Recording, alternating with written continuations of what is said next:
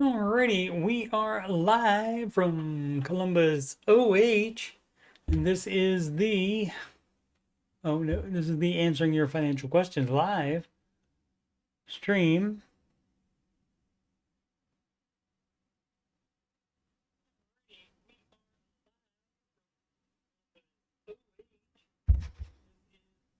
And let's see what.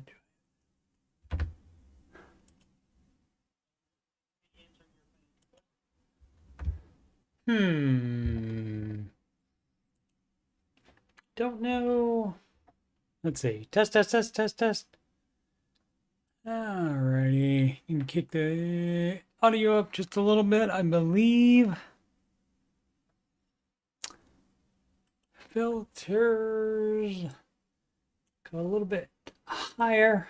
Alright, so I think that'll be good. And let's see.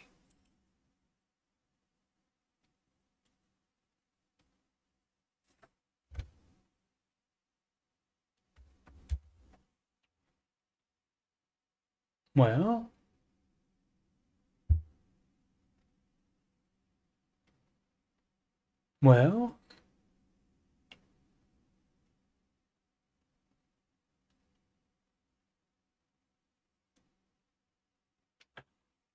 sorry about the delay. Not hearing anything now.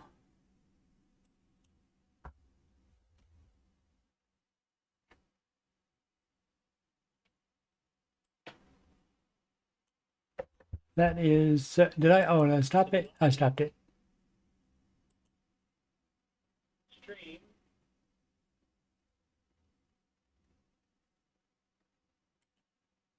Okay, I think that's good. All right. Let's see. Oh yeah, right. Hey, guess what? I am Coach Steve Money. I'm I'm a Ramsey Solutions, not the only one. I'm a Ramsey Solutions certified financial coach.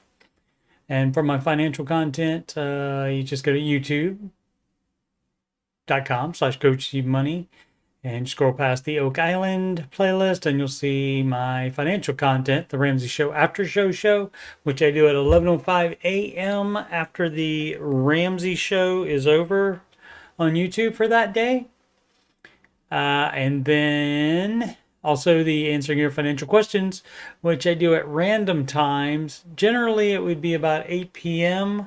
on a day where I don't do the after show. So that's how that will work. Recently took a long vacation, a Dave Ramsey type size vacation. Didn't go anywhere, but just didn't do a lot of streaming because it was extremely busy pre-holiday season.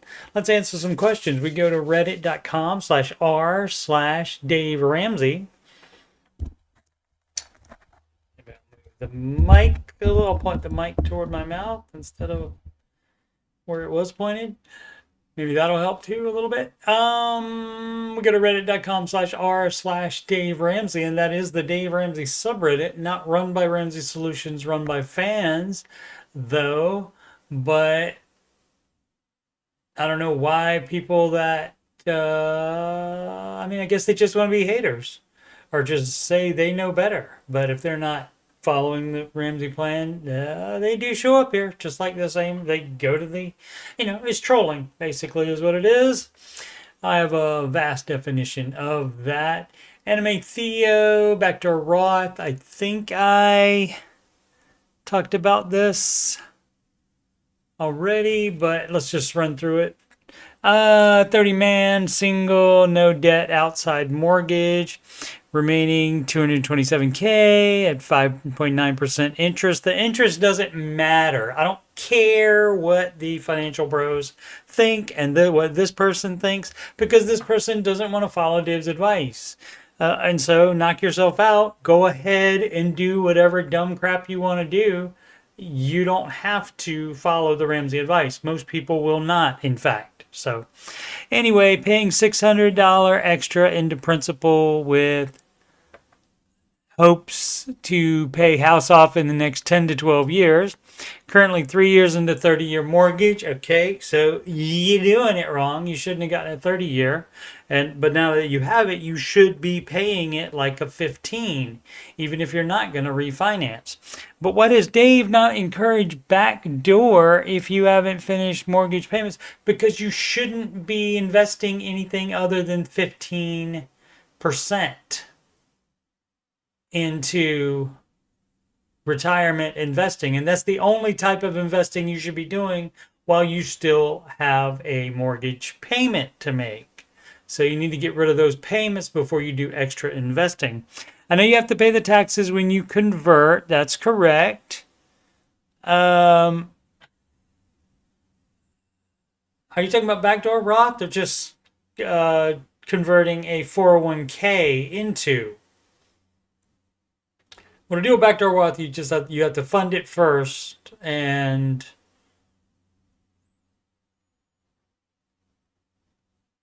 but if you fund it first, you've already paid the taxes on that too. So I don't know. I don't know that this person knows exactly what's going on. I don't know what he's thinking, but to do a backdoor Roth, you fund the IRA account. Fully fund it. You can knock it in. Dave does this every year. You knock the maximum, which is $8,000. I can't remember if it went up on January 1st this year or not, but I think it did. So it might be $8,500 now. So you would put that in there, and not buy any investments yet. You just put the cash into the account. You open the account, put the cash in the account, and then you convert it to a Roth IRA. And so, but your funds already have been taxed, just like you're funding the account out of your money that has already been taxed through your job. And if you're just taking money from under the table with your own business, you're doing that wrong as well. So I don't get exactly what this person is doing here. But anyway, I know you've got to pay taxes when you convert, and you do if you have a 401k because your money was not taxed. That is the tax benefit with a 401k. But then you have to pay taxes when you take out the money in retirement. The Roth accounts are the opposite of that, where you do pay the insurance. You do pay the taxes on the amount that goes in. And then you don't have to pay taxes on all of the growth. So you mean to tell me you want to pay you don't want to pay taxes on the, and this person is right for wanting to do a Roth. That is what Dave recommends. But as far as why we would have to do backdoor, that is for high earners that wouldn't ordinarily qualify. They can do this via the law. It's in the law. It's okay to do. You're not going to go to jail if you do a backdoor Roth. But again, you just do a regular IRA, individual retirement account, and then you convert it to the Roth. And that is, you're going in the back door that way. And so why they allow that, but not just let you go ahead and do a, that seems like, that's an extra step. Does that need to be taken? Anyway, not the game, right? Already taken out if you've just done regular Roth. Anyways, thus, if you put aside the money, you shouldn't really have an issue at all at tax season. DT, I don't know what DT means. A lot of overtime. And my side 1099 gig, I come very close to the limit. So if you don't go over it, you don't need to do a backdoor. So that's dumb. If you're going over it, great. Do it the backdoor way. I don't care. And thus want to do backdoor regardless. Well, that's just something you and your little brain want to do, and so go ahead and do it. What's the problem? I did not hear Dave say don't do a backdoor Roth. Did not. Here, Dave wants you per step 4. Here, he wants you to be investing 15% in household income. See, when I first thought the guy was talking about doing an extra investing, like a lot of people like to do that because they're investing their 15%. They do have a mortgage, but it's at a lower interest rate than the gains would be in investing account. And so, but that would be debt leverage to keep around the mortgage and be investing more than the 15%. So that's why Mr. Ramsey does not advise that. So well, I'm kind of curious now to see if it's going to go anywhere. And oftentimes it does not go anywhere. Boom, boom, boom. But let's see where it goes. I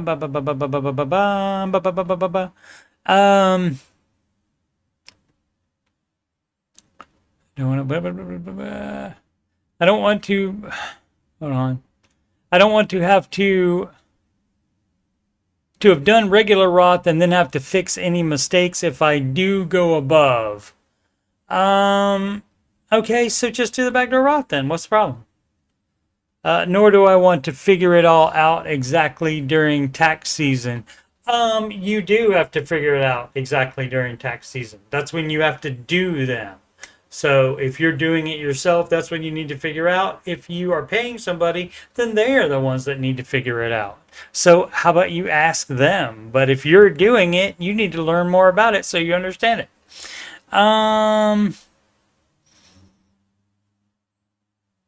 Thus convert as I contribute each time. Thought process. What are your thoughts? No other debt but mortgage. I did just do an IRA 7K contribution that I plan to backdoor. I definitely exceed MAGI. That's adjust. I forgot to look up what M means, but the AGI is adjusted. What in the world is it? Adjusted, oh gosh, I can't remember the G now today. I always forget this stuff. But it's income. It's basically your income that you make. And the adjusted would be after, like, deductions. Okay, so you did it. So do a backdoor this year. I don't understand. Again, I don't recall Dave ever saying don't do a backdoor. He does say do not invest more than 15% of your gross pay. Had a bunch of cash that I also invested. Okay, so again, if that's not in a retirement account, if that's over the 15%, then yes, Dave does say not to do that. So you're doing it wrong. So I have the funds to pay for it easily, or in this case, is Dave right? To just wait to finish the mortgage payments? Yes, but see, you did not mention anything about this is money over the amount, over the 15%. You did not say whether that was it, so I don't get it. Edit, I realized I was mixing things up. Yes, dude, I'm glad I checked, but, you know, if I had skimmed it beforehand, I would have known not to even read this at all. Let's see, I think because in work 401k is pre-tax dollars and then Roth is post, and my brain thought that the 7K is pre-tax because it's going from IRA and then to Roth, so I have to pay a fee so I can grow. No, right, you don't, because you are funding that yourself. If you were to, in an IRA, you are sending the money yourself, and that money, of course, has already been taxed from your employer, or, you know, self-employment tax, whatever. But then if it's a 401k, which you also can do a Roth 401k. But if it's a 401k, you have not paid the tax on that because that's the tax advantage of the 401k. And again, the Roth advantage of not paying taxes on all the growth, which is going to be way, way, way, way, way, way more than the contributions. That would be the better thing to do. And that's why Dave does that. So, okay. Well, that was a lot of wasted time. Apologies for that. Zero Thrift Savings Plan. I think I read this one yesterday. To Bureau Caterpillar. And you would not do a retirement account. You would not take the retirement account out. You would not do that to pay off debt or to do anything else with. That's for retirement. You leave it in retirement.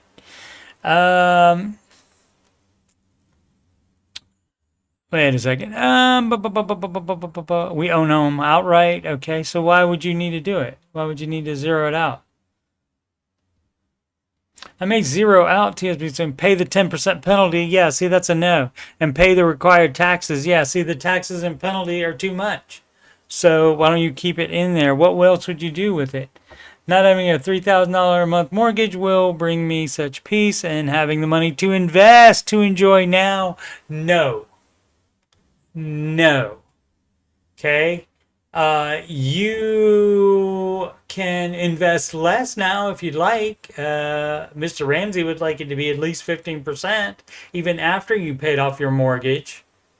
But yeah, you just want to make money to blow now, and so that's a no.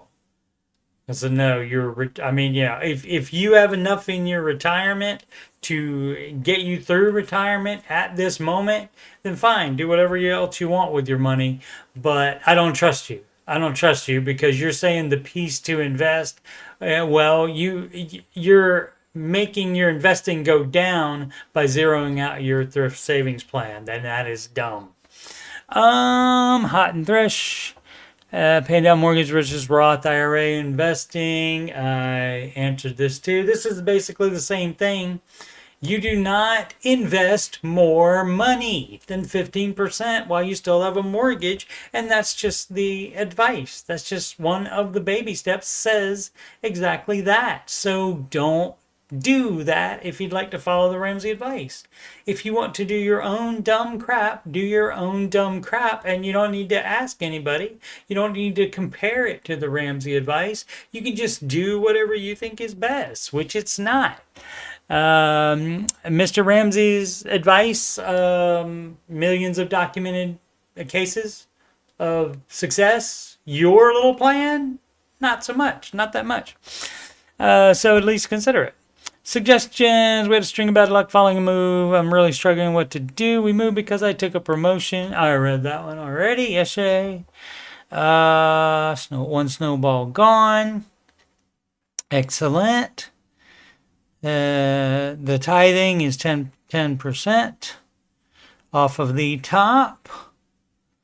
Read that too. Let's see. I'm new to the baby steps program. Here's my rundown. Luckily, I've been super responsible with that and don't have anything crazy I'm paying for. I have about $4,000 in a car loan. Okay, so I need some advice, and I think I did read this yesterday, but I don't have to read anything past that because you're talking about, I don't have anything crazy, just a $4,000 car loan. Guess what? $1 loaned means you're on baby step 2, so that means your finances aren't good. So you don't say, it's nothing crazy, so it's nothing to worry about. So the advice here would be to actually follow the baby steps and quit being dumb. My question is, I know I heard Dave say after you have your emergency fund to throw the rest of debt, but I'm struggling to do so. Well, then do it instead of struggling to do so. Make yourself do it. Be an adult. Since I feel like, for me, I would have barley any money. What does wheat have to do with it? So it was supposed to be barely. Spelled it wrong. Yes, dude. Learn how to spell as well. To my name after the fact. Yeah, you're not supposed to have any money to spend. You do 100% necessities only. Those are your expenses. And then after that, then you put everything else to debt. How you got here was doing it the dumbass way that you want to still do it. So you're not going to make it better by continuing to be a dumbass. All right. Here we go. This one is new. A few crazy 4919 beginner questions. I'm totes new to the 7-step system. but very curious. Not everything is clear yet. Well, I would love to explain it to you. I think I said the same thing yesterday. Let's see what we have here. Do the $1,000 from baby step 1 count into my baby step 3 emergency fund? Well, it's does the $1,000, not do the $1,000. But yes, it does. So once you get all your debt paid off and you start step 3, the $1,000 in the starter emergency fund from baby step 1, that is the first $1,000 towards your 3 to 6 months of expenses. So it's the same thing. Now you just add to it. You do not, however, add to it anyway, which some people do that, and I don't know how you can read this and think that, oh yeah, I should be adding a little bit of money to this every week in addition to paying off debt. No, you don't add to your $1,000. You put all of your extra money to the debt so you get that paid off faster. The second one is when I save 15% of my income. Do I save that for my retirement only, or does some of it count for my kids' college or part of my down payment? Okay, this is somebody that just doesn't understand. Okay, and if you don't, I would think it's fairly easy to understand, but if you don't, you don't. So I will explain it. Or are the 25% of, and maybe not English as first language, maybe either dumb or English not first language, one or the other. For my mortgage on top of the 15%. How would the 25%, how would the of income on my mortgage? Okay, my goodness. Oh, English isn't my first language. I wonder if I subliminally read that. And that's why I knew to say or thought about that. What does fully funded part in baby step 3 mean? Just cash? These are questions I couldn't find an answer to in the frequently asked questions. Hope they haven't been asked a billion times already. Okay, and they've been asked a lot, but you not understanding it, perhaps language barrier issues, I would certainly understand that. Okay, and probably the easiest thing to do is to go through it and say where I think you're messing up. The first thing I think you're messing up is you think you're supposed to do all of the baby steps at the same time. And the 25% isn't the payment that you should be making on step 6. On step 6, you are making your mortgage payment plus any extra cash you have at all to get that mortgage paid off early. But how they're done is steps 1, 2, and 3 are done one at a time. Again, I'd like to see a nice brick wall right here under step 1 and under step 2 and under step 3, because you do not do anything else with except expenses, the amount you need to live. And that doesn't mean Starbucks every day. That doesn't mean vacations. That means to stay alive and get to work, etc., etc. Doesn't mean going out to eat either. You can eat at home. Buy cheap things and eat at home. Until you get to at least step 4, and then you can kick it up a notch as far as the eating. But it's step 1, 2, and 3, one at a time without proceeding to a higher step. You do step 1 and only step 1. Then when that's done, you do step 2 and only step 2. And then when that's done, you do step 3 and only step 3. You're doing it wrong otherwise. So step 3B, you would be saving the down payment right here.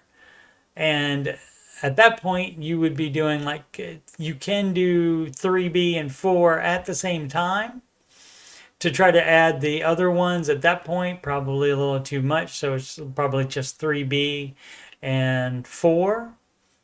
And you can do that in any ratio that you want. Now, the more you invest, the less you're going to be saving for the down payment. So that's going to take you longer to get into a house. So you can prioritize the house and not invest anything at all for up to 2 years or up to 3 years. I think I recently heard Dave say. So I think they changed things. There were things that were 2 years, like this, and I think now it's 3 years. But that allows you to save a larger down payment faster.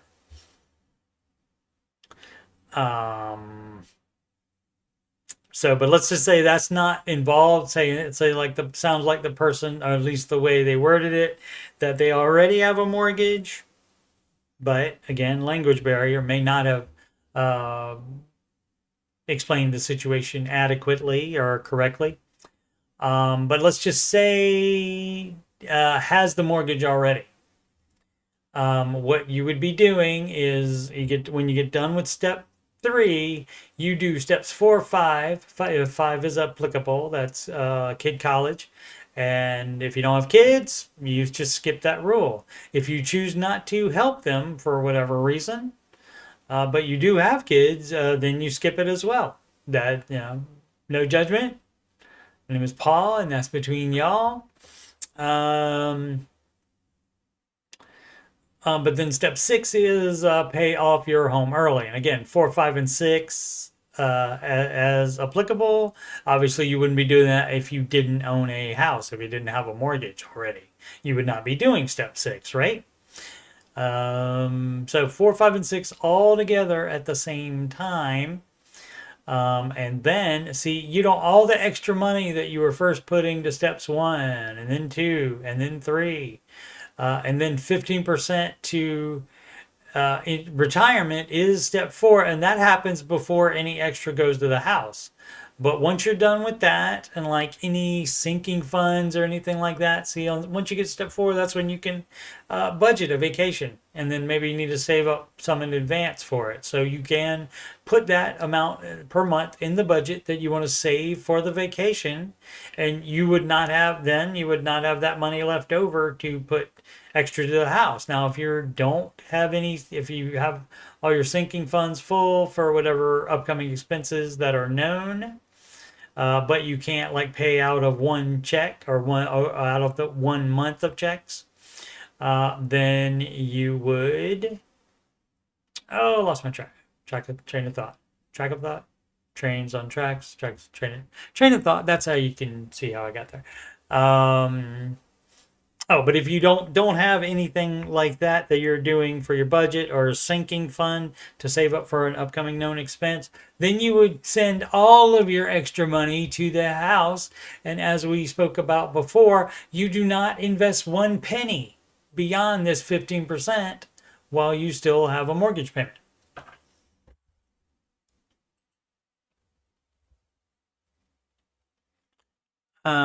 And I think that is the explanation he was looking for. So let's see.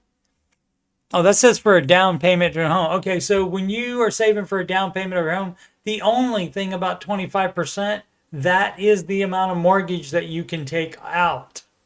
That has got nothing to do with you saving up X amount of money, except to get the mortgage low enough so that it is only 25% of your mortgage. So you just need somebody maybe to translate it to you so you can adequately understand it. And so I work with people that speak different languages.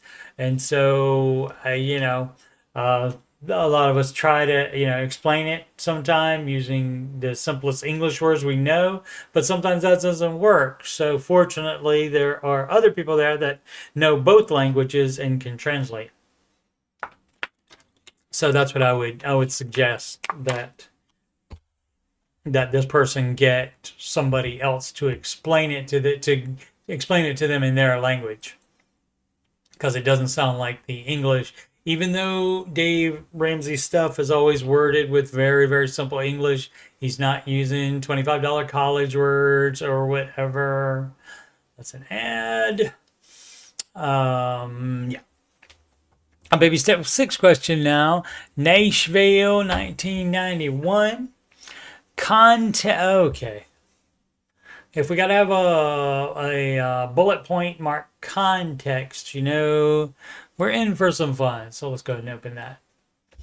elsewhere. Ages 35, 4, and 36. Okay, Nashville, Tennessee. Good annual income, $300,000. Debt, zero. Consumer debt, excellent. Mortgage, $539,000 mortgage at 5.625% interest rate. Home that better be on a freaking 15% or mortgage. 15% fixed rate. No. That must be on a 15-year fixed rate mortgage is what that's called. My goodness, maybe dementia. Today is dementia day for me. Where are we? And of course, you do stop doing streams like this or engaging with the advice every single day, then it becomes less, you don't remember it as fast. Let's see. Anyway, so $539,000 mortgage.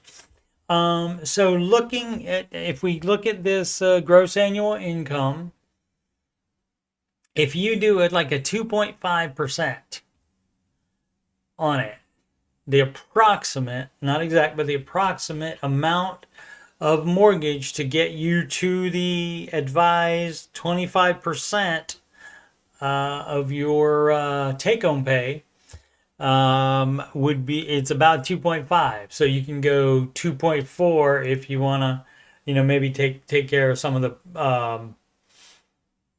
taxes, or the difference rather.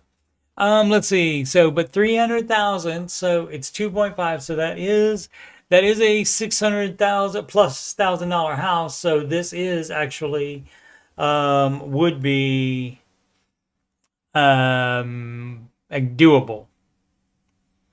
This would be doable. Now still, that doesn't mean that you should stretch yourself to the max and get the biggest house you can find. That is not the advice at all. But just from looking at these two numbers, it looks like this would be affordable to the people, and of course it does satisfy the Ramsey requirement of you having no consumer debt. So you have no credit cards, you have no loans of any type before you take out a mortgage. So mortgage is the only thing. So that would be acceptable. Home value $875K to $910K. Well, that's fabulous. So don't know when they took out the mortgage, because they may have been over at one time, but starting today, it seems like they're okay. We invest recommended 15% into retirement specific investments. Also contribute to our $5.29. Okay, that's steps 4 and step 5. So they're doing that, and then any extra money, you would put that to the mortgage. Let's see. Additionally, we have, this better not be trying to invest more instead of paying off the house early. That's probably what it's going to be, now that I think about it. Additionally, we have a managed brokerage account. Yes, dude. I knew it. Now, you don't need a managed brokerage account unless you make too much and you exceed the amount that you can put into that 15% of your gross income is going to be more than the allowable amount into the 401k or Roth 401k or IRA or whatever. And then that's when you would do a brokerage account specifically for retirement investing. And so you would leave that alone. You do not treat that like it's a fun money like investment like the other one to enjoy now. You do not do that. That's a no. But let's see if that's what he's doing, or she. I think most of these people are male men people. Managed broker account that we hope serves as a bridge account on top of our 15% retirement income. We put $12.50 into that monthly. Okay, bridge account is reasonable and necessary if you are planning to retire way too early. Of course, the main thing would be to, hey, got a great idea, work longer. You don't need to retire at, how old are they? You don't need to retire at 40 or 45 or even 50 or even 55. You don't need to do that. But if you choose to do that, this is what you have to do, a bridge account. So you better not be taking money out of that bridge account to buy a new car or go on vacation or anything like that. Then you need to be intellectually honest with yourself and treat that as a retirement account. So it's locked up. You cannot get that money. You do not use that money for anything except the bridge account. Let's see what else. In addition to our monthly investments listed above, we also set aside money for travel, and we have an additional $1,250 a month that we've been throwing at the principal on our mortgage. Okay, well, if you are setting aside money for travel, and you're saving more than your travel cost each year, you should be putting that to the house. Now, on this baby step that you're on, it would seem certainly like you're on 6, maybe 4, 5, and 6 you're doing. Because they did say, yeah, daughter's 529 plan. So you're doing steps 4, 5, and 6. But once you get to step 4, you have earned the right to have some fun. So you can go on those vacations and you can do sinking funds for them. So all of this is fine. Again, the thing that I worry about, because I don't trust people as far as I can throw them, and as we discussed yesterday, with my bad knee, I shouldn't try to throw anyone. I don't have a bad knee. Probably still shouldn't try to throw anyone.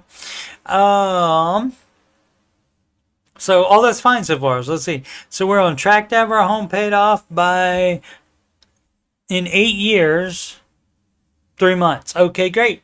Yeah, guess what? You can do it faster if you didn't travel as much. So that's just what you need to. Everything that you do that's extra, that's not just necessary living expenses, everything that you choose to do extra, that's delaying your house payoff date. So just as long as you know that. But again, we trust you since you've gotten to step 4. And you have no other debt other than this mortgage. But what? However, see, this is always the dumbass crap. And apologies in advance. I am surprised sometimes where they start using these words like, however, this is the dumbass crap that we want to do. Is basically what follows any however. But let's see. We do not think we'll be in this home forever, and given the market, our home was not appreciated over the last 2 years. Really? In Nashville, your home is not appreciated? I don't know. I would get a second opinion on that. Get it, what's that called? Where they assess the value of it. Appraisal. Yes, he remembered. No dementia today. Totals value / slightly dipped 2% at times. Our managed brokerage account has had an average return of 15% over the last couple of years. So we're wondering if it's wiser to use the $1,250 we've been throwing at the mortgage to throw in the bridge account instead, and then down the road use a large lump sum from that account to put on the mortgage all at once. No, because again, that's debt leveraging, and you do not do that. You do not do that. How about you don't go on vacation and you pay it off sooner than the 8 years? How about that? How about you downgrade early? Now, if it is only a man and a woman and a daughter, then why do you need a $539,000 house? Which, if you are, I don't know, it doesn't say how many years they're into it. just what the amount is now. But if they have just 3 people, maybe they don't need a $600,000 house. Maybe they don't need that, and they could downgrade already. How about that? And then you could pay it off quicker, much quicker, if not immediately, from the equity in this one.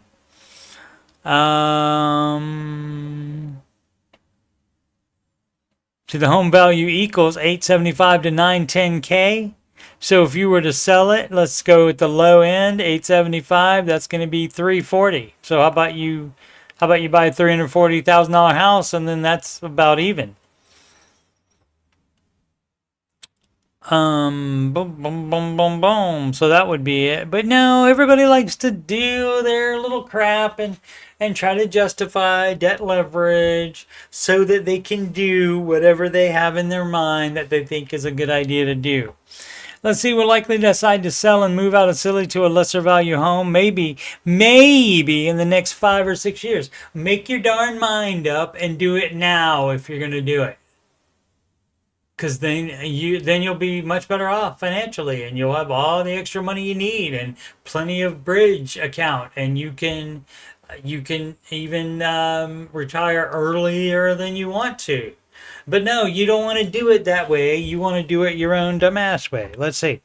No real timeline yet. Yeah. Quit being wussy and make decisions. So, we don't do this may with 4 A's in it. Maybe. You don't make plans with that. You don't do that. So I told you how you do it. You do it that way, or, again, you do it your own way. You don't have to follow the Ramsey advice. So given that a brand new car has higher returns than our mortgage, that's the debt leverage. Where's it wiser to throw cash? If you have a mortgage, you pay that off instead of doing your dumbass investing for it. That's debt leverage. That's a no. If we look up in 5 to 6 years and decide we aren't going to stay in our current home forever, then guess what? You've almost paid it off, and you can pay it off even faster if you quit throwing money in the bridge account and work longer. You can do that too. See, but all this is little stuff of decisions that you're making for your life, and knock yourself out. Do them, but Mr. Ramsey does not have a plan for that wishy-washy stuff, where you were just, maybe we'll do this, maybe we'll do that, maybe we'll retire early. Let's see. We also had thought of having the cash in the bridge account may allow us to purchase land. See, you want to do too many things. You have too many options available to you at this point. I would say wait until you decide that you're definitely going to do something, and then make the plan for it. Because there's not a plan that you can make other than the one that you're trying to make, which is debt leveraging by keeping a mortgage around and investing more, and then you have that big investing account to fund all of your dumb bull crap should you choose to do it. But that's not the way to do it in the Ramsey verse. To purchase land, buy a second property, or do a renovation. If we found a home we wanted to flip as our forever home. No, see, quit trying to do so much stuff. And some of this stuff is like the flipping houses and the investment property. May allow us to purchase land, buy a second property. How much is in the bridge account, dog? How much do you think is going to be into it? Because guess what? You probably think you can get a mortgage on business stuff or a second home, and no, you cannot. That's a no from Mr. Ramsey as well. Anyone, baby step 6 or 7, ever wrestled with this? No, I haven't. I'm also not in 6 or 7. I mean, I guess I'm on 7 because I don't have a mortgage payment. So I would not be in a lower step until I until I decided to save a down payment for a house. But I haven't wrestled with this, and I've explained to you where you're going wrong here. You're in a great shape financially, but you just are trying to think about too much all at the same time. The mortgage will be paid regardless. Of course it will. Wondering if anyone has done it this way. So it's not, you don't get to do whatever you want to just because the mortgage will be paid regardless. Because the mortgage will not be paid regardless as soon as possible. And that is the advice. To put money over. It says it specifically in baby step 6, pay off your home early. And then especially you, because you have likely have way more house than you could possibly ever need for 3 people. We recognize many people are struggling right now, indeed, and worrying about how to invest extra cash can seem insensitive, and that is not our intent. We just love to gain insight from others. Yeah, well, the other people could tell you, hey, you are lucky to be in this situation. Quit being dumb so you continue to be in this situation and not trying to go into like businesses like flipping houses and stuff like that. Do you have any experience with real estate at all? If not, I suggest you try to do that part-time first. I suggest you get into that and learn it that way first before you have grand ideas about being a house flipper. Torn, since I am 50 years old, getting up there. Old Cantaloupe, 7401. Okay, the past year I've been listening to Dave and am on board, but I feel like for me, I'm in a different situation. The baby steps apply to every situation, sir or madam. Since I have been saving for retirement, putting a little less than 14% for the last 15 years. Okay. All right. And so where do you get the 4? See, the 14 is just way too close to 15 to have been come up with by them on their own long before they found out about Dave. So it's just like a way that they can do it themselves. And I'm only doing 14%, so I'm doing my own thing. Yeah, you are. So congratulations on that. Anyway, the last 15 years I have about $940,000 in retirement investments, where 120K is in a standard brokerage account. Okay, but see, the problem is if you kept debt while you were doing that, you were doing it wrong. And so you need to start with baby step 1 or 2. But at 50, I made the stupid decision. Yes, dude. So you're 50, and so you just made this decision. So how does it affect your whole life? I don't think it does. Let's see, not to save for my college. Okay, why are you going to college at 50? I mean, if you want to, God bless, knock yourself out. But you don't take out a loan. I have 2 major debts so you're not supposed to be putting anything in retirement because that's step 4 and you have step 2 debt. So guess what? You're doing it wrong. Have been snowballing it though. Okay, so you're doing the right thing to pay it off. Realized it was dumb as crap. 9K credit card and 20K car loan, dude. Sell the car. Buy a beater instead. I down to 4,600 on card and should have paid off in January. Great. Okay, this is a month ago, so it's not as like right around the corner as it is today, which is already January. I'm contemplating in January liquidating my Robinhood 5K. Robinhood, it's a brokerage account, a trendy kind, one of the newer people on the block, and taking the remaining out of the brokerage account to pay the car off. Yes, do that.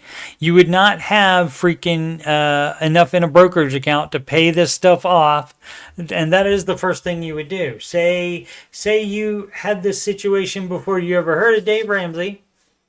and you come to the baby steps. You undo the dumb crap you did, which was like invest too much. Now, Mr. Ramsey would tell you you don't take it out of a tax advantage retirement account because you not only have the taxes on any growth, you also have the penalties for taking out before your retirement age. But just a brokerage account, that's like anybody can start that at any time, and an adult can, and invest and then take out the money whenever they want to. And you do have to pay taxes on the gains, of course. Always, but there's no penalty. So yes, you would do that. And the amount you have to pay for the taxes, that's your stupid tax for doing it wrong. Let's see, and taking that and pay the car off. This would free up. This would free up about $2,000. What? Liquidating my Robinhood, $5,000, and taking the remaining out of the brokerage account to pay the car off. This is free about you mean you'd have $2,000 cash left over? I also have been side hustling on DoorDash about $1,200 a month to help pay down debt, but also help finance the kids' college. That would be a no. That would be sending their little butts to work as well to fund their own college, or they can take a semester off, or they can do whatever. You don't pay for kid college while you also have debt. So did I mention you're doing it wrong? For college, I make way too much money to qualify for financial aid.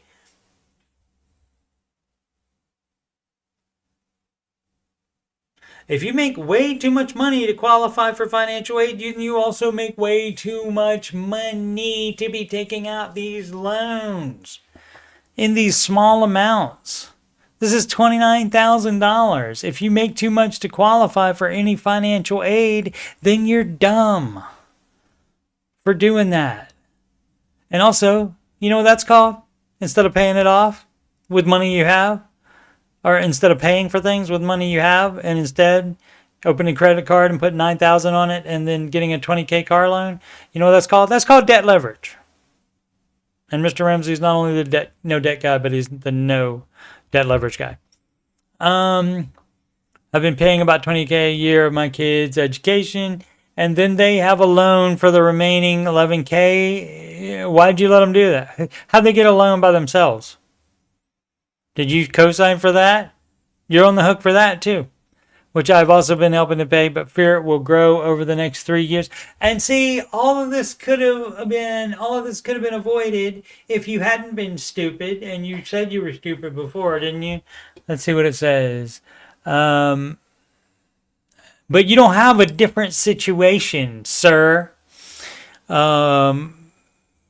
It doesn't matter what the situation is. The right thing to do is the baby steps. And go back in time and don't do the dumbass stuff you've been doing by putting 14% into retirement when you apparently didn't have the money.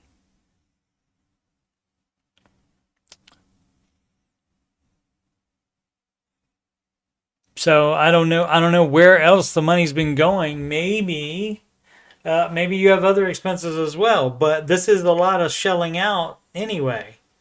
So, and I guess I can understand if you're putting all that money out, then you don't have enough. You're not cash flowing enough to buy stuff. Hence the 9K credit card. You don't have enough to get a car if you need a car. So hence the 20K loan.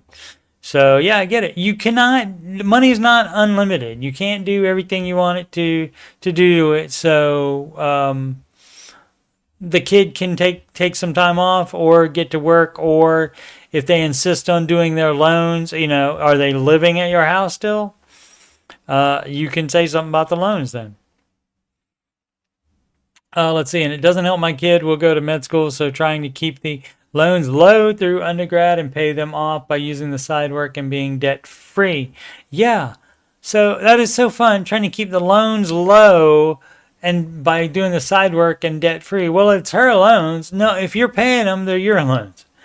I'm hoping to be a baby step millionaire soon. I mean, you talk about 940. Yeah, but you have this debt still, and you have all of this cash flow leaking because of you paying for medical school. You do not have to do that. The child can work for money, can take time off if needed, and also can maybe do a work study program or something like that. Or get a job with somebody that will pay for her medical college, his or her medical training, education. But nervous I don't have a true emergency fund. I don't even have an emergency fund. So see, this is why you're a dumbass, and you should know better at 50. And instead use my investment account, since I feel bad for touching the investment account, to pay down debts. I've been trying to handle it by doing side. Yeah, you can't out earn this stupidity, which is a common thing. There's more to it, but I don't want to know any more to it. It doesn't matter. I mean, there can't be anything else that is worse than that, and it can't be any extra that anything else that changes this into a good situation. And so I grant you it's a different situation, but it's not like, oh, well, since you feel this way about this, then this Dave Ramsey thing doesn't apply to you. That doesn't work. That does not work at all. The heck? How did that?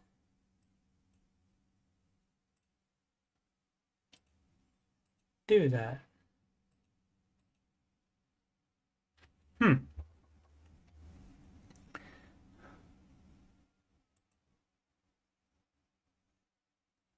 We're still running, right? Yeah, we're good. Okay.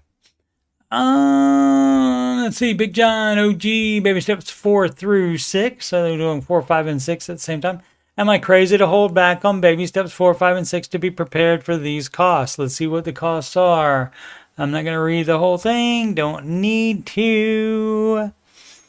3 months emergency fund. Okay. I know I should start investing 15% of my income. Yes, that's what you should do. And that means maybe, oh, guess what? Guess what? You know, if you have a house, you should probably have a 6-month emergency fund. So you do that before you do anything else. What is it? My problem is I have 3 pretty large costs coming up. 1, new roof. Put it off if you can. If you've only gotten one quote on it, if it's you just deciding you want to, you need to get a professional to look at it to see if you want to. Granted, some of those guys will tell you need a new roof even though you don't need a new roof. So if you know somebody that's a roofer, have them come and take a look at it if they will, and see what's up with that. You can also have several. You can have as many roofers as you want out to tell you if you need a new roof. And if it is not leaking anywhere, guess what? I don't think you need a new roof right this second, and you have time to save up for it. 2, replace minivan. No, you don't need to. Why? And 3, Windows appliances replacement. No, you don't need to. If the windows are keeping out the rain and the snow at this time of year, they are doing its job. You don't get stuff just because you want to and then hold back on baby steps 4, 5, and 6. That's a no. People are so nutty. They want to do that little crap instead of doing something really important like steps 4, 5, and 6. See, if the other guy, instead of putting money in his freaking retirement account before he should have, he might have. I think that was just a spending problem on the other guy because he was doing 14%, and you're supposed to be able to do that. You're supposed to be able to do that. So he was spending too much money, partly on the kid, but may have all kinds of spending all kinds of extra money that on optional things that were not required to live. So You know, and again, once you're on baby step 4, you can put some of those things in the budget, but you can't put everything in the budget. You can't go out to eat every night, and you can't go on 6 vacations a year, and then also do the 14% and then pay extra on the mortgage as well. So you can't do that. Let's see. So where were we? Oh, yeah. Replacing the minivan. What's wrong with the minivan? I want a new one. I don't like it. So you don't need the minivan. So that's going to be a no. And Windows appliances replacement. If they are working, shut up, use them, and do baby steps 4, 5, and 6 the way you're supposed to be doing. I'm basically wondering if I should really not enter into baby step 4, 5, and 6 and just keep on stacking cash for these upcoming expenses. No, because you should not do them if you don't have to do it. If you do need a new roof, certainly you can stop investing and save up for just that. Oh, I started investing. So you're not even investing. So you've already been doing it. So, but you don't overdo it. So you don't do 3 of these big things all at the same time. If you can do one year and one the next year, and you don't get a minivan just because you want a newer one. That's a no. Cash. Should I dabble a little in the baby step 4? Ignore baby step 5 and 6 and stuff. No, if it's an emergency and you need a new roof, you're not investing anything. No. You're also not going on vacation or going out to eat either. You're saving up for that new roof that you need, supposedly. So, but I'm not buying any of this stuff. And I'm going to read the next part just to see if there's anything else. Oh, that's the wrong one. That's the 51.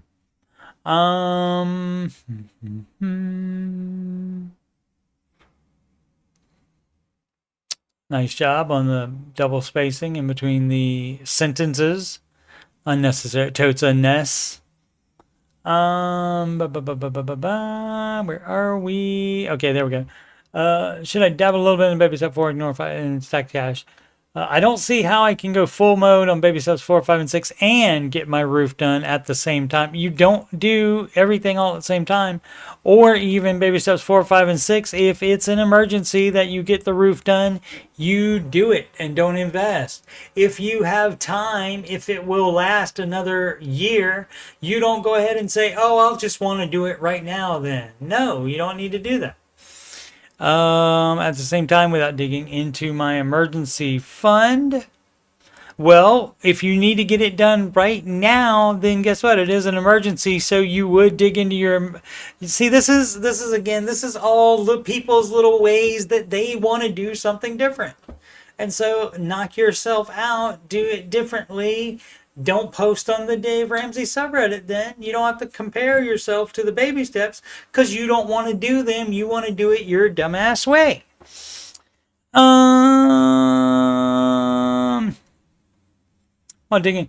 I refuse to do this option unless the roof guy tells me I have major... See, you're refusing to go into emergency fund for that money. See, this is all in your head, just little things that you're willing to do and not willing to do. That has nothing to do with Dave Ramsey or the baby steps. That's just all stuff that's in your head, so you deal with it then. Unless my roof guy tells me I have major leaks, and if I don't fix it now, I risk cost repairs down the road. How did you even think about getting a new roof come into the picture? Just because somebody said every 20 years you should replace the roof, or every 10 years you should replace the roof. Screw that. And that's what I would ask with this person. I would ask this person, why? What made the roof thing come up? Needs to be replaced first. How? It will cost 8 to 12 to do. That's not bad. I'm hoping I have at least 12 months.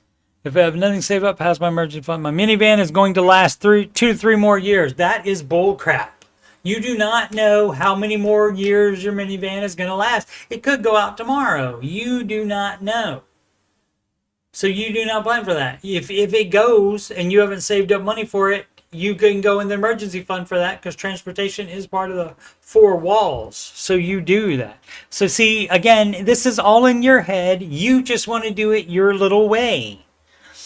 Not an immediate need, but if I want to avoid debt, I need to start saving for it. No, you don't, because you don't need one yet. Just like you don't need a new roof yet. It's all in your head. You're crazy. And you need professional psychiatric help. Lastly, my windows and appliances are the least of my concerns right now. That means you don't need to include them in this question. Dumbass. But I need to have something in place to start replacement of them. No, you do not. Everything except my fridge is 10 years old or older. You do not have to replace things after 10 years, you dumb ass. Oh, it makes me mad.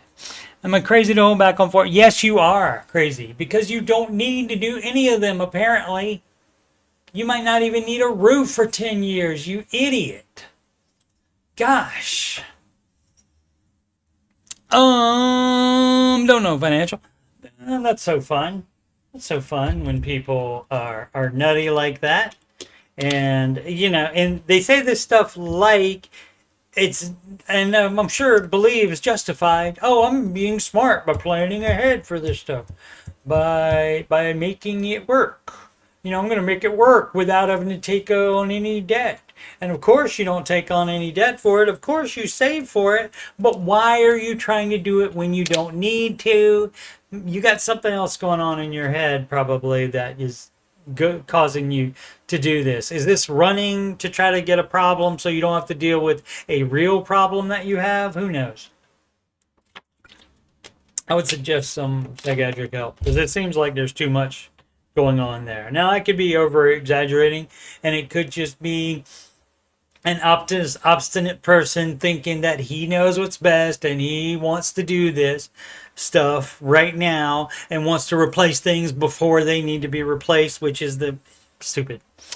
Judging my position, I would love to do that, just like I judged the last one. Hello, all. Happy holidays to you as well, and everybody out there. Happy New Year.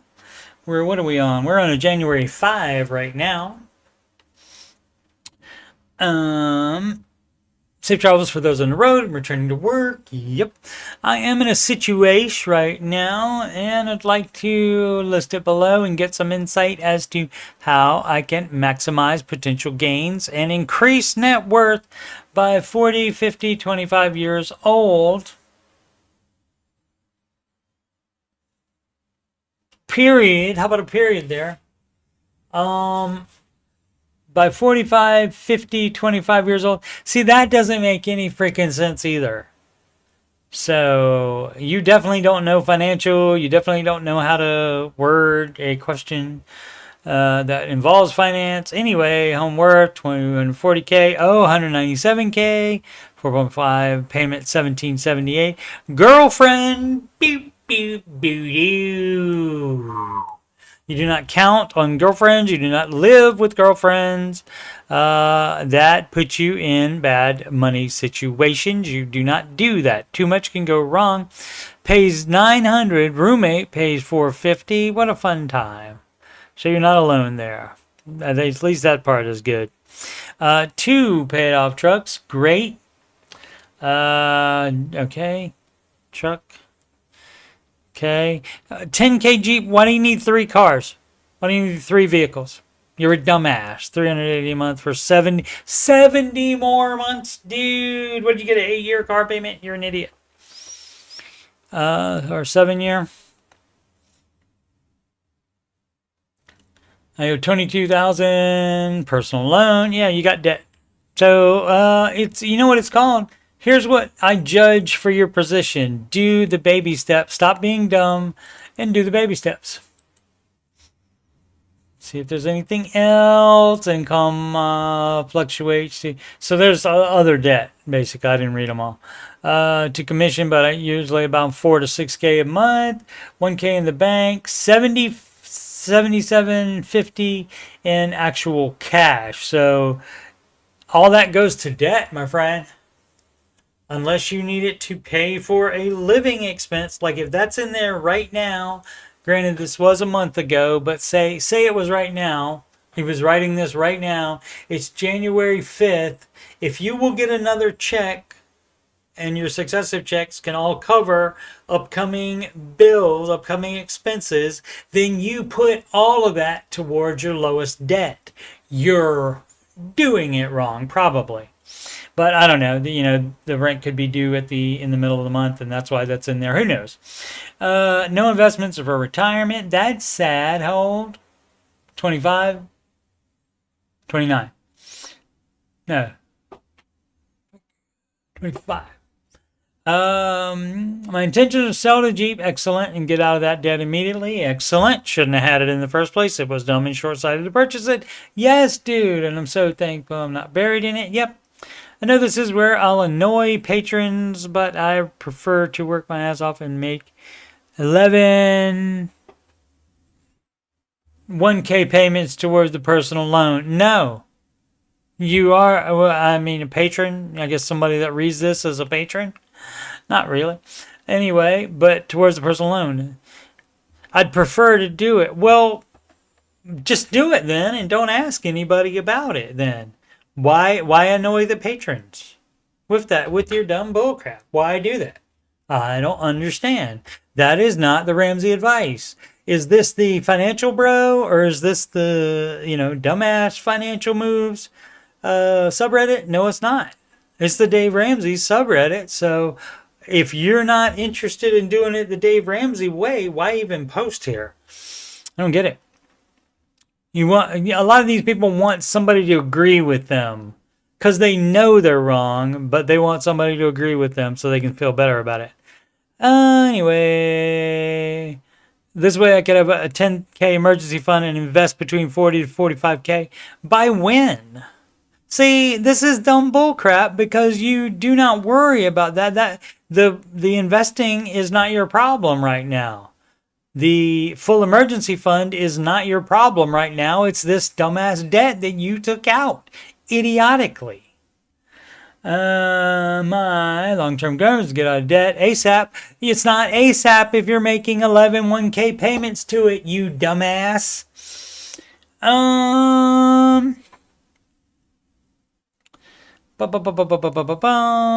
Finally, once I'm finished with that, I'll be 26, 27 and can invest all my money into my home and future equally. I'd like to have $1 million. I don't care. I don't care about any of that. That's great.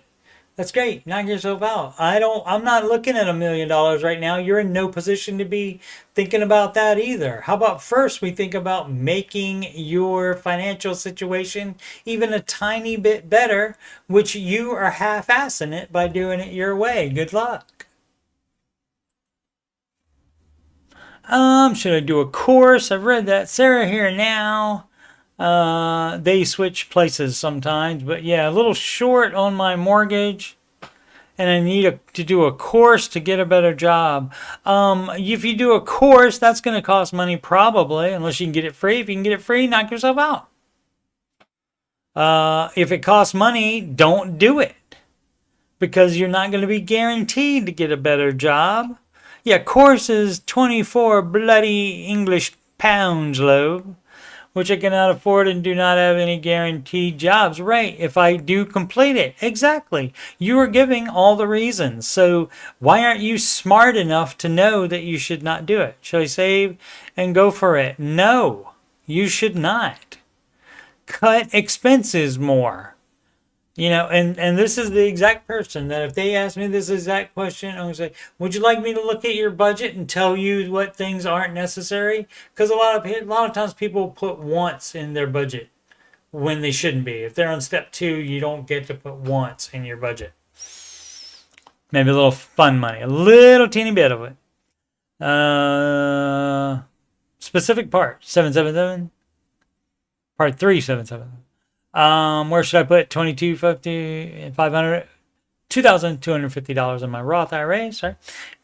Currently invested pretty much fully into VTI. Planning to do mostly VTI and add some VXUS and SCHG with the 22.5, but not sure what is a good percentage. 70, 20, 10, 70, 15, 15, 0, 0, 0, because those are index funds and you would not be doing that. Let's see. I'm just curious. I've never done this. I just had the idea. Going outside the box here for Coach Steve Money. Let's just check that dumb crap. Let's see. And maybe it's not. Maybe it's just not. Let's see. What are we doing? Finance. Finances. There we are. Let's see. VTI. And VTI might be the S&P 500 Vanguard's version of it.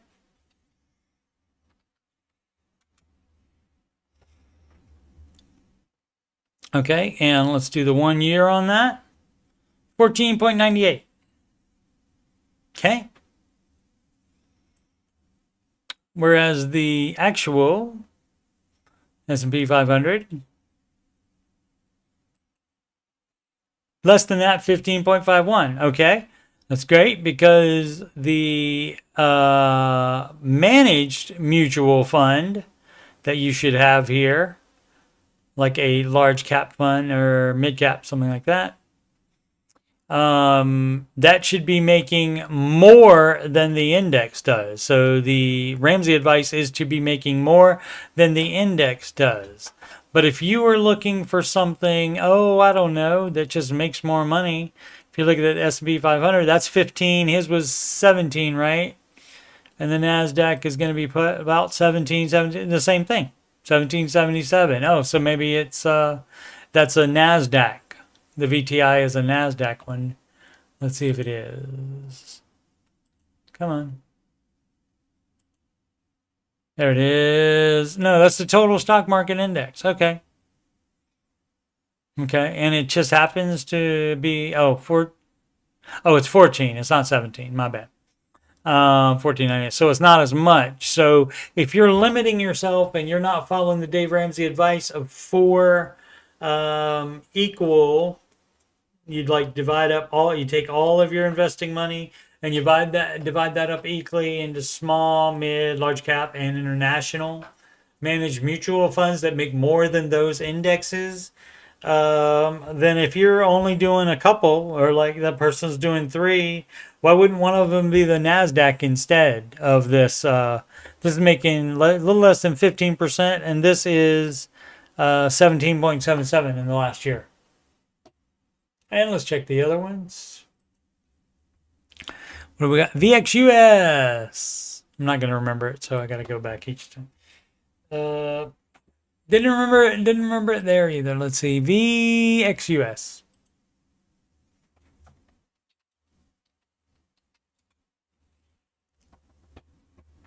Total international. So he likes to do total market. Total market doesn't make enough money to be fully invested in just that. And that is 29.78%. So that must have some good things in it. Not saying that it's, I don't know exactly what that would be international that makes that much money. Let's see if it can keep it up over 5 years, because that is way a lot. That's 23. All right, that's not bad. I mean, I'll admit that it's not bad. Yeah, you can go by the numbers, but that is just not the advice. The advice is to find a managed version of this index fund, and almost let's say 40%. I know it's not even half of it, but 40% means that they are out there. They are out there. Even if it's just one out there, why wouldn't you try to look for it if it beats that? It's not worth your time. Okay, well, it was worth your time to post the question. And what's the other one? SCHG.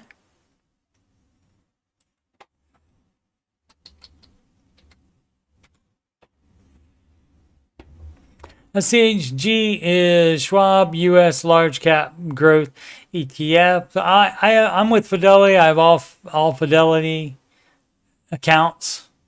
Investments. So why wouldn't you do that? As long as they all beat the indexes, why wouldn't you do that? Why would you have to have one Vanguard one and one Schwab one? I don't get it, but 14.16. So, I mean, the market had a pretty good year. We're looking for 10 to 12 percent at least at minimum. But you hope to make more because 10 to 12% is the average over the last 30 years for the S&P 500. And you'd like to make more than that. Let's see if that one is kept up. 14 times 5 years. So that's what, 20% average over that. So yeah, so okay, so I mean they're none of these are bad except maybe that first one, that VTI, because that is only 12% when the market has made a lot more than that in the last 2 years each year. So but the last two, I mean, as far as the numbers you're looking for, these are fine. But that is again not the Ramsey advice. The Ramsey advice is to manage accounts that makes more, even after you take out the larger expense ratio, because they do cost, because they have managers doing that. And so then there's not you put this much into that and this much into that and this much into that. That doesn't make you the most money by doing that. So good luck for you on that. So if you're just basing it on some and see the 70 right there in the VT, he's wanting to put these see, this doesn't even make sense to the calculator people, where they don't use human behavior as part of the equation at all, and they don't put risk into it either, because no calculator has a risk button. So but even if you looked at the numbers, this person mentioned 3 funds and wants to do 70% into the worst one. So this, you know what this is? This is zero research at all. Except, ran across these, maybe to what are some good ones, and then ended up on a Reddit thread probably, and these came up recommended by one person, and so this is now the way to do it. So I don't know, people are nutty.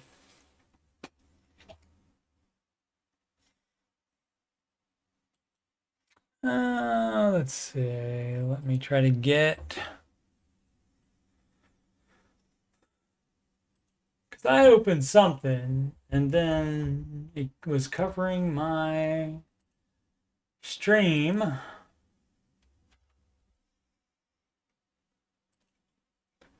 My channel, the live, and you'll hear me for a second maybe. No, it's still muted. Okay, and hopefully I didn't miss any chats. Don't think so. Maybe nobody's watching tonight. No, nobody's watching tonight. Okay, that's fine. Just wanted to make sure. Why has Dave changed his mind? It's deleted. Must have gotten too much static on that. So deleted his account. Why has Dave changed his mind on the 20% down payment, but not the 15-year mortgage and the 25% take-home pay rule? Because the 15 mortgage keeps you from buying too much house. The 25% take-home pay rule keeps you from buying too much house. The 20% down payment does not keep you from buying too much house. It's got nothing to do with it. It's just how much it will make your because that makes sure the more you put down, and if you don't put 5 to 20%, which I think lately he's said, or at least the other personalities on there, the other people that host the show, have said 5 to 20, I believe, if I'm not mistaken. So I can't, and maybe he has, but I can't recall off the top of my head that Dave has said that personally. Of course, he hadn't been on that much in the last month before a few weeks ago. He was on right before Christmas and then right after. And then this week, I think he's off again.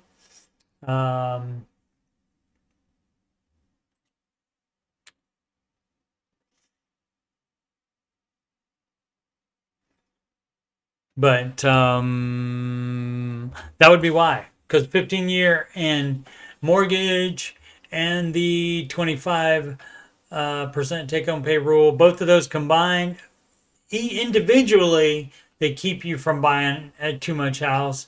And guess what? Combined, they keep you even more from buying too much freaking house. Stop trying to buy too much house, is what I would tell this person. Instead of asking, you're asking the wrong question. The question would be, why do I want to buy too much house? Why do I want to go into too much debt for a house? That would be your question that you ask yourself. So the 20% down payment is so that you have a significant portion of it paid down, so you don't have to pay PMI, which also helps you not buy too much house, but not as much as the other two. First off, I'm not trying to debate Dave, or great, and try to change people. Great, I'm just trying to figure out his reasoning. You don't really need to know. You can just be a dumbass and do whatever else you want to do. I don't know. I don't remember when Dave said this, but he mentioned that he used to say 20% down as a necessity. Right, but he changed his mind on that and now allows 5 to 10% for first-time home buyers. Oh, yeah, the 10% for first-time home buyers has been a thing forever. Taking it down to 5 is even more of a loosening of the rules. And so why he does that, maybe he decided that it's better, and I don't know, so this is just a guess. Maybe he decided that it is still better to get people into a house than to rent. And now that is not the situation in all cases, so don't run around and think that Dave is saying, oh, everybody should have a house instead of rent. No, sometimes you should be renting. And it's very apparent when you should be, when you're not, because you're not in a position to take on that much debt. And you have other expenses, like if you have other debt. No, there's no buying a house if you have other debt. No, no, no, and no. How you stood firm that people should never exceed 25% of their take-home pay on housing costs. That's right, so you don't buy too much house is the reason. And I don't know why you can't figure that out. On top of that, you need to use a 15-year mortgage instead of a 30-year. Yes, so you don't buy too much house. Let's just make sure there's no other gems in here. That would make a nice clip for me. Let's see. For example, we don't need to know the example. We know how mortgages work. We know how math works. That's fine. To afford even a modest 200K, I need to put. Okay, so it's all about you. You don't make enough money to live in the area that you're in. Sorry, that's not Dave's problem. Dave is trying to keep your finances looking good and keeping you from buying too much house. Sorry, you don't get a pass on the math for being born somewhere that you can't keep up with the cost of living there. Sorry, you might have to move.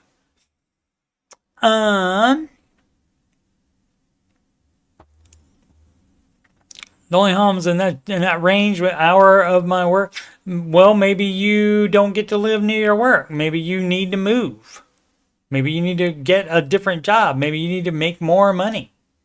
I mean, $4,600 take home is considered a pretty good salary in the area. Then what else are you paying that is taking your money away, not allowing you to get a house then? If that's 46% take home pay, 4,600. Did you do your math wrong? So that'd be 79.80. Let's see. That's not right at all. Let's check the old calculator. So that would be this problem. That he did the calculator wrong or didn't use one, did bad head math thing. Let's see, so 4,600 times 12 months equals, that's only 55K.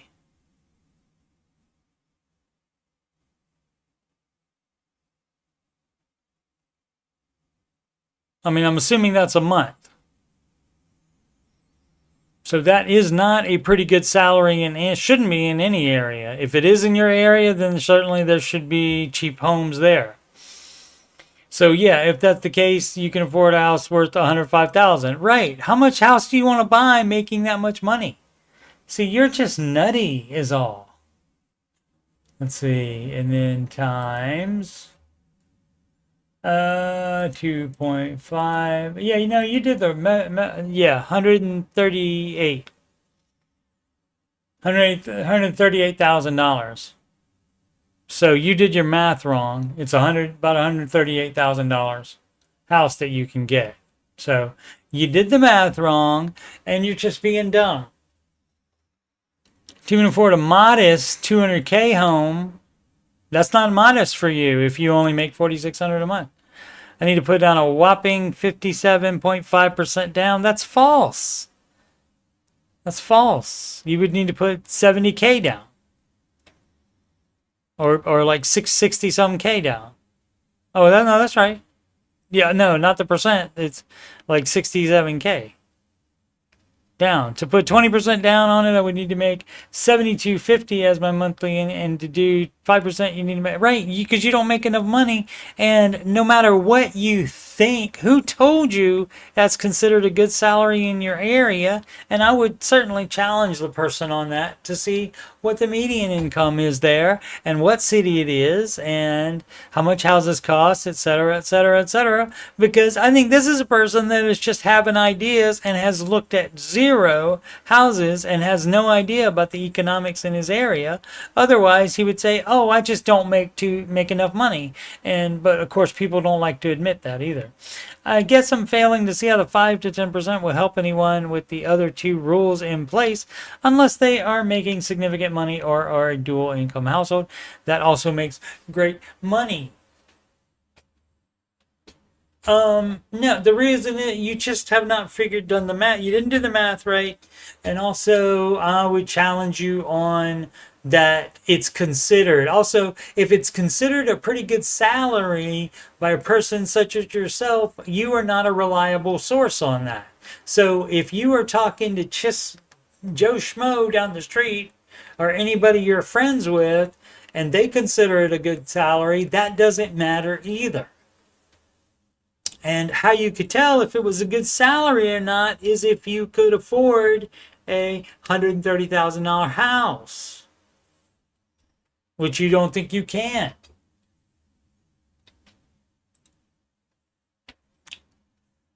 So yeah, and obviously was wrong, because got too much heat for being wrong about it, and so deleted little username there. Good job. Deleted account. Odd accountant 2738. Low credit scores and renting in New York City. That's probably a no. Guess what? Don't rent in New York City. Yeah, I wouldn't surprise. I mean, that's one place where I will just go ahead and assume that every apartment building is going to be checking credit scores, just because it's New York City. If I own an apartment building in there, I might check them as well. So I don't have any problem with that. But like anywhere else, like anybody in the Midwest, if you're telling me you can't find an apartment, and certainly there are some apartment communities that definitely do require credit score. Check. Or at least they look at the credit history. Either I've had some look at credit history, and the credit history is fine. Why not? Let them look at that. But then they see when I started to not do debt anymore, and so they know I haven't tried to do debt anymore, so I don't have to pay debt. So, and not having to pay any debt, theoretically, that means you have more money to pay rent to them. So let's see, I've been following Dave Ramsey advice for a while. Avoid credit cards, right? Avoid debt. And don't worry about credit scores. That's right. Don't. Guess what? That doesn't guarantee that you can live in New York City. But also, check around more. Don't call two apartments in New York City and just say, oh, well, you got to have a credit score. You're an idiot. People say that about renting a car too. And that's just not true.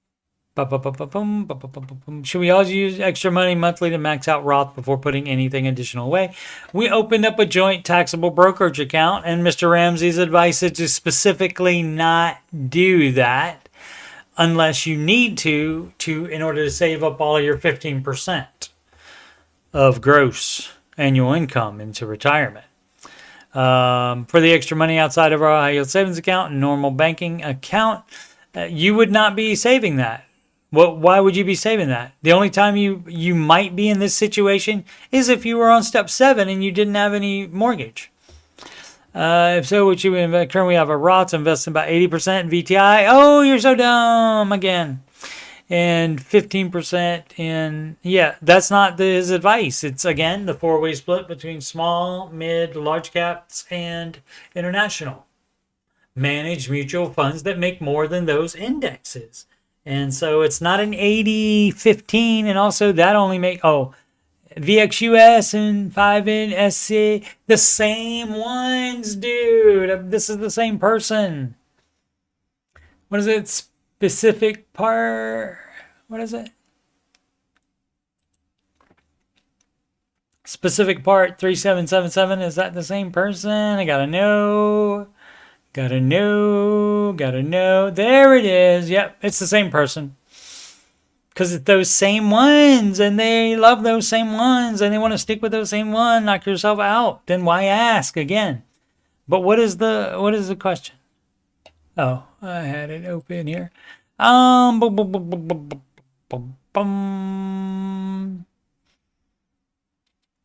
Should we use all of our extra money monthly to max out or Roth?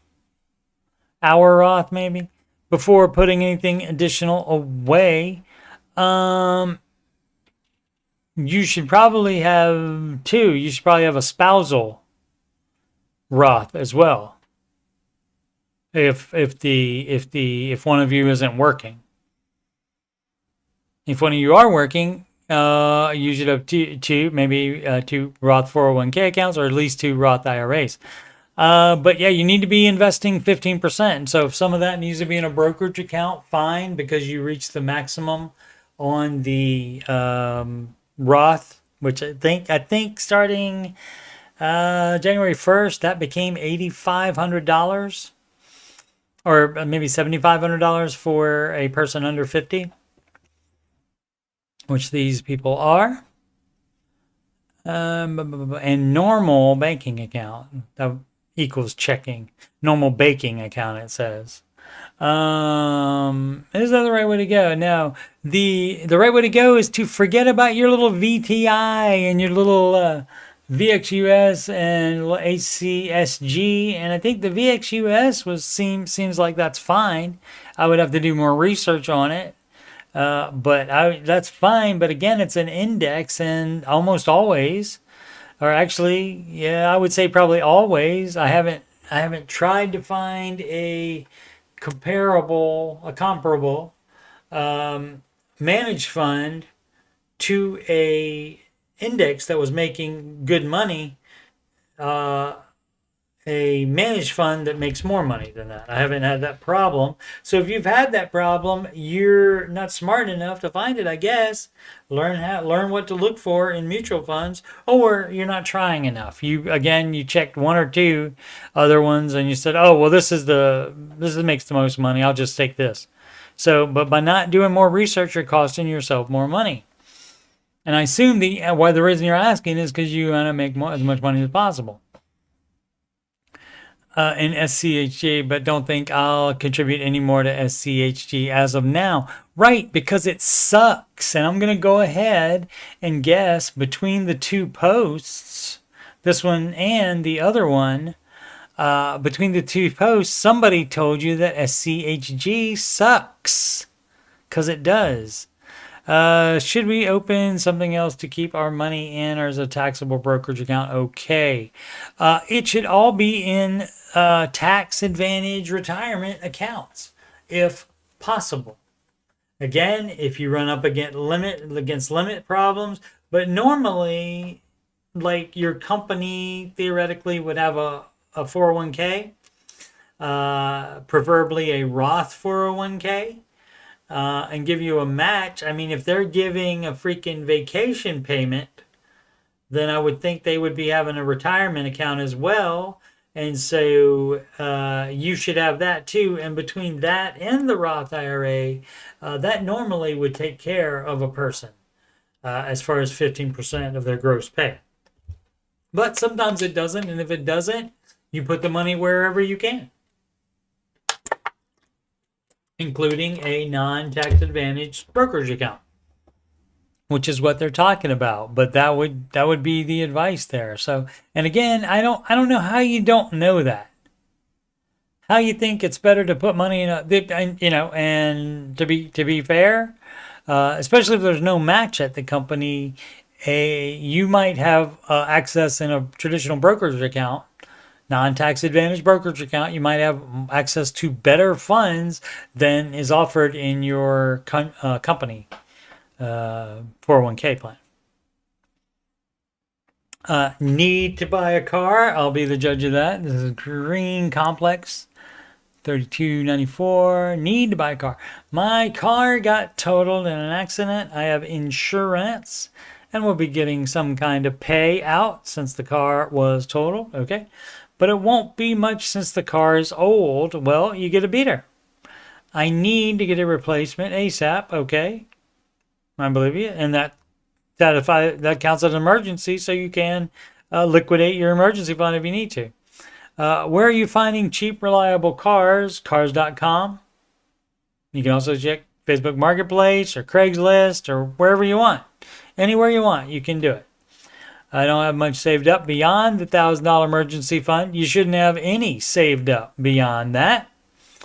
Unless you started saving once you had the accident, because I'm still working on pay off debts. Pay off our debts, maybe.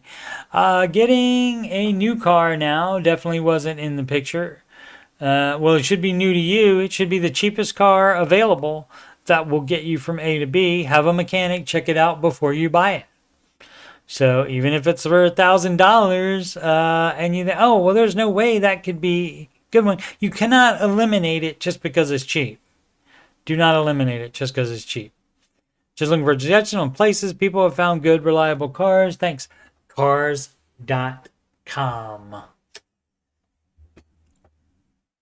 Question about used car search. Here we go again. Same thing. In the past, we found used cars through personal relationships. Okay, great. And if you got nothing this time, I'm not finding anything online below. Okay, and first of all, people always want to buy stuff. Why do you need it? Do you need the car or you just want one? That should be the first thing. And then if you just say, I want one, then it's what baby step are you on? And then it's off it, or you're doing it wrong because you're not taking care of your non-mortgage debt before having a second car. So that's a no. Curious what sorts of people use Cars.com. I'll be honest, this isn't in my wheelhouse. Wheelhouse is one word. And my husband is very busy right now, so I'm trying to get us a short list. You mean there's a men's involved and he doesn't have time to look for cars? I don't know. If I pay $2,000 for the one we use now for local driving, that's about what I paid for my car after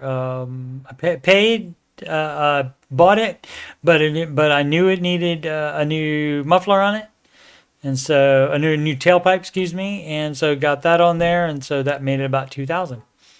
And that was 6 years ago, and since then I've only had to replace, I needed new brake lines on it because they were all rusted, and that was $800. And so over 6 years, is that better than getting a car payment or buying a $5,000 or something car? Yes, that's a net positive for me. So shut up with your dumb bullcrap and justifying newer cars and more expensive cars. We paid $2,000 for the one we now use for local driving. Okay, if this is, guess what? If this is an extra car that you use just for local driving and you have another car for out of town driving, guess what? You're using the out-of-town driver for both, unless you're a big dumbass. And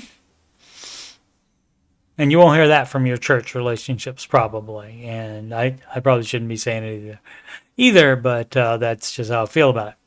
5 years and clear now. It's on its last leg. Yeah, if you don't know anything about cars, shut the hell up and go to a mechanic and ask them if it's on its last leg. Got lucky with this one. It was a real gem, but right. Anyway, we don't like to spend a lot because it's just a local beater. We want more reliable, nice car. We have a more reliable, nice car we use for distances. Okay, this is not quite as bad as having the second house and thinking that you need the second house. You do not need this car. You just, again, want to do things in the way that you want to do them. And those are not the best things to do for your finances. You do not need it. Even though it is only $5,000 and maybe you don't have any debt, maybe you're on step 7, you still do not need it. But guess what? If you're on step 7 and you want a car, you put that money in the budget for this year or you start saving up for it. So, and this is definitely not an emergency because you don't need it right now. So you, my friend, are nutty. You need to go to your church and talk to God about how nutty you are and about how weird about finances you are as well.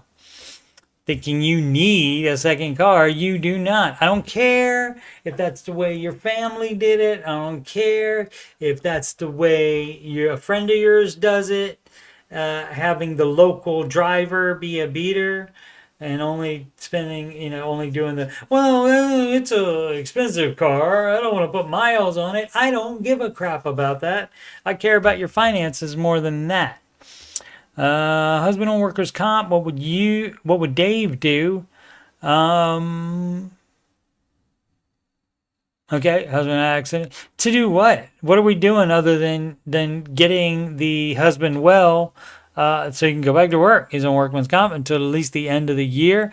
Due to wow. Oh no, that's a 1 month. So the end of the year was previously. So he might be back to work already. So in which case, it was only a month. What was your problem? Due to several fractured vertebrae. Okay, that is a problem. Take it back. Sorry, apologize. Hopefully he is all healed by now. Or we'll be doing that too. We'll be returning on light duty. Okay, great. I start working next week as well as I was only here temporarily for someone's maternity leave. Okay, you might have to work elsewhere. We also had to use our emergency fund as our water heater gave out right before this. If it gave out right before this, why didn't you have money to pay? Why didn't you have a full emergency fund? I mean, that's what it's for anyway. But why couldn't you cash flow any of it if it happened before that? See, that's what. So we're back to baby step 1. Okay, that doesn't explain why you didn't have any money. I mean, maybe they just started the baby steps and they only had the $1,000. Okay, great. My question is, do we go back to baby step 2 again after our emergency fund is replenished? Yes. The baby step 1 emergency fund, right? Back to baby step 1. So you only get the $1,000. You don't save up the full emergency fund until step 3 and paying off the, do we go back to baby? Okay, so yeah, I guess so they were on baby step 2. Okay, and so then had to use it, had to use the emergency fund. So back to step 1 to do that emergency fund. And then, yes, you're on baby step 1. The only place to go after baby step 1 is to baby step 2 unless you don't have any non-mortgage debt. And then, of course, you can go to the next step and then the next one and the next one as long as it applies, whichever next one applies to you. Or should we hunker down and wait till I get employment again? No. Hey, got a great idea. Get employment again. See, once you do that, once you start saying, oh, well, we'll just save extra money instead of me having to work at McDonald's. I don't care about that you don't want to work at McDonald's. Work at McDonald's. and or my husband returned to work. We replenishing the emergency fund either way, but slower than we'd like. Just the comp payment on just the comp payments, right? Originally, buddy, you said he's going to go back soon at the on light duty. So again, you're acting like this 1 month is your whole life. It's not. But just get another job as quick as you can. You have to be working now. Maybe if he goes back to full duty, then you won't have to. So I don't care what we intended for me. Originally, we intended for me to not start a new job. I don't care what you intended. See, this stuff is all in people's minds. They get stuff in their head and they think that's the only way it can be done. They don't allow room for alternate advice to creep in there or alternate plans to get in there. I mean, and it also depends on who you are. How are you a person that you have to have a job now and nothing is changing to make you have to have a job, but you're losing that job? I don't think about, should we just hunker down and save while I do that? No, nothing's changed. You get your ass back to work and another job. If you needed a job before and nothing changes, then you get another job if you get fired. Obviously, the firing or where they don't need you anymore, once that happens, you get another job. Then people are nutty. I don't understand how people's minds can possibly work like that. Again, I don't know. It'd be great if you didn't have to work, obviously. That you could be a stay-at-home mom or just a stay-at-home wife or whatever. That's great. That's great. That you intended for it. Okay. Guess what? Not possible. You had a job before, and the time limit on it is running out because they only needed you temporarily. And so the first thing that jumps into my mind is, oh, I better get another job. Why doesn't that occur to you people? Crazy. Roll back 1, 2, 3, 403B, Roth conversions. I'd like to get the Ramsey perspective on this question. I would like to know under what circumstances would Ramsey recommend one do a Roth conversion of a 403B? Well, first we need to find out the reason, but if the reason is that you should have had a Roth 403B to begin with and you were dumb or didn't know about it, you didn't know that was the best thing, or you didn't know your company had it because everybody just says 401k and nobody talks about the Roth options of 401ks and 403bs, of course.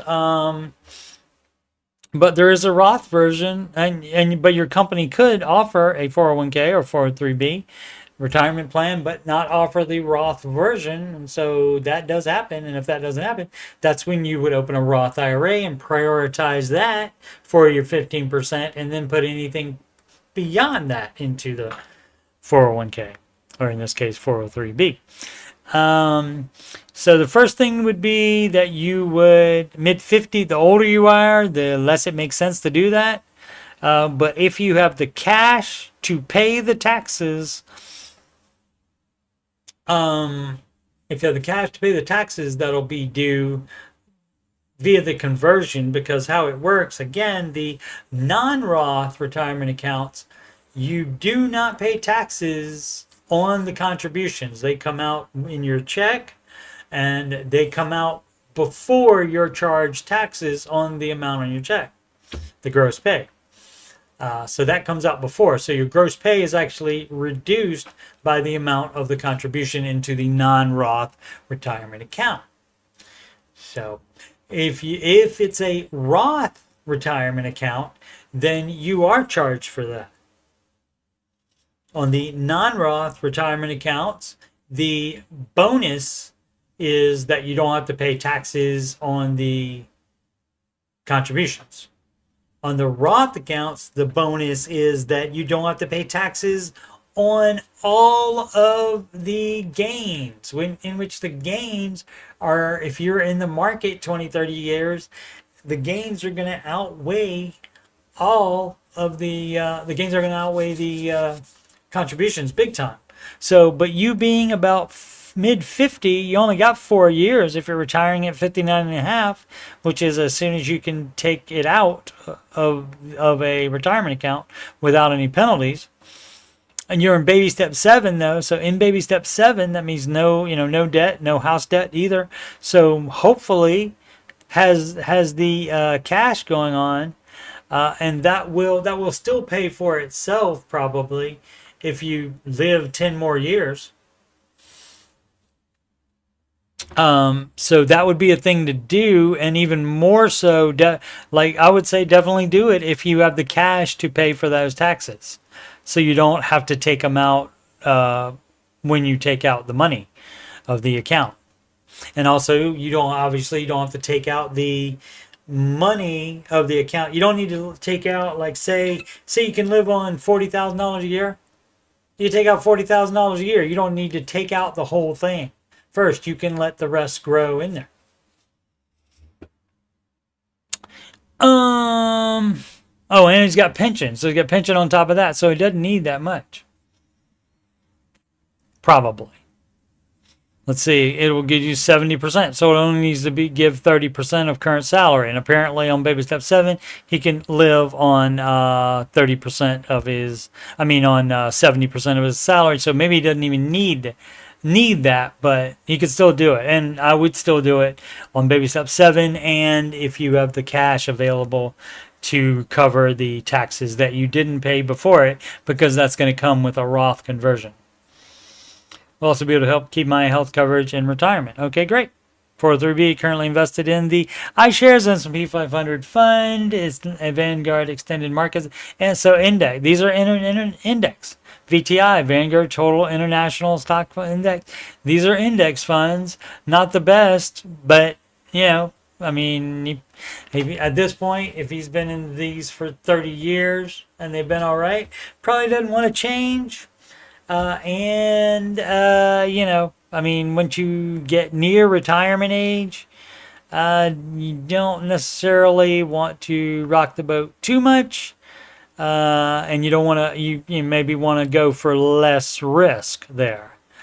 So you might want to start going into into less risky things. But of course the market is risky, but again, the average over 30 years, which you look at the long term, you don't look at 1 year or even 5 years of it, you look at long-term results, and it's 10 to 12% a year. And so if these are all making 10% a year, that's fine. And I think that VTI was, I believe,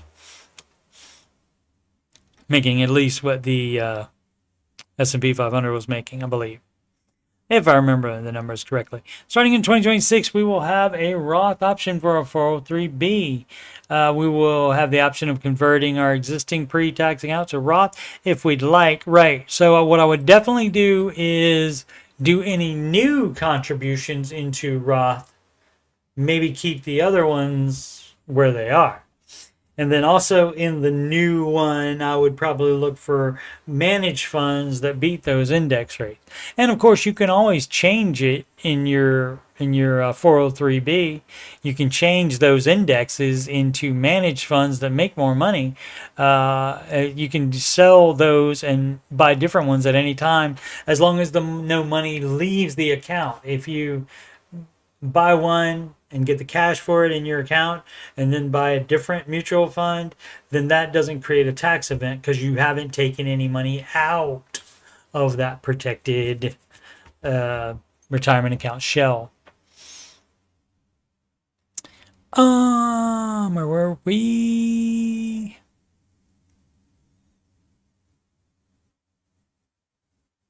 Nope, wrong one. Did that before. I hate it when I don't close it. And then I'm looking at it and say, where did I leave off? Converting our existing pre-tax Roth to Roth if we'd like. Since I'm in baby step 7, I'm able to max out the 403B contributions, including catch up for the year. Great. There's no match on the 403. Boop, boop, boop, doo. But he's all right on baby step 7. From prior to when the 403B was available. The majority of my retirement is in the pension payout and the ability to keep my health insurance in retirement. Okay, and all that may be great, but again, pensions are trash compared to investing in the market. But you've already paid it all in there now. You're 50 years old. My income between work salary and taxable brokerage, inherited assets from my parents. Okay, that will help you be on baby step 7 if you have inherited assets and a taxable brokerage account. So if you have money in that taxable brokerage account, yeah, I would take money out of that too. In order to switch that to Roth. And then you wouldn't have to worry about you wouldn't have to pay any taxes in retirement. It's getting close to the, I can't remember, modified, I think is what it stands for. Just jumped in my head. Take that, dementia. Modified, adjusted growth income. Can't remember what the G stands for. Limit for a single person to contribute to a Roth IRA. If the tax that I owe on the Roth conversion is as simple as the value of the 403B times my effective tax rate from 2025, I do have the cash on hand to pay these the taxes for the Roth conversion.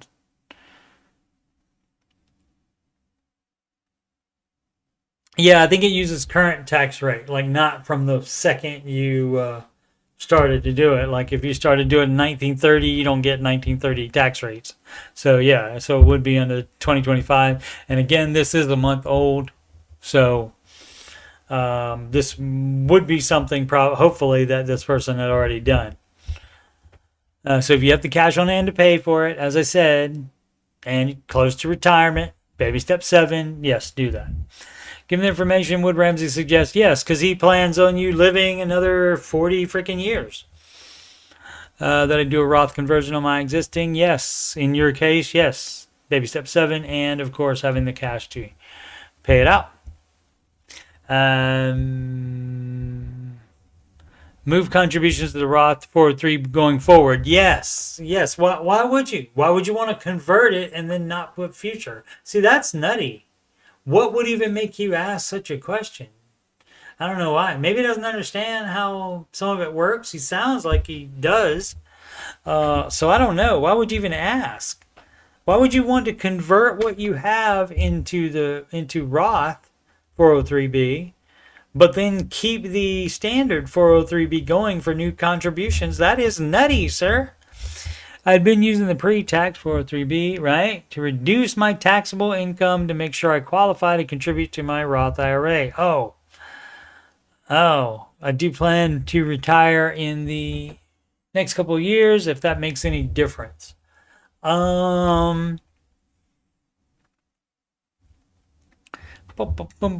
To reduce my taxable income. Well, if you have to do that to be able to go to the Roth, you don't need to do that anymore, because you can just max out the Roth 403B instead, which is more than can go in the Roth. So that is not an apples to oranges comparison, sir. So that's going to be a NAR on that one. What time is it? Maybe, oh my goodness, 2 hours. Maybe I won't do the next one. Only if it really grabs me. Let's see. Inconvenience. No, we'll wait to see about what's going to be inconvenient on the next one. What's tomorrow? Oh, I'm working the next 3 days at night. Might be able. I'll try to get up early and do at least one after show in the next 2-3 days. In the next 3 days, somewhere in there, I'll try to get up early and do that. But otherwise, it'll be I'm off Friday, so there would definitely be don't know how early I'll be able to get up, but anyway, yeah.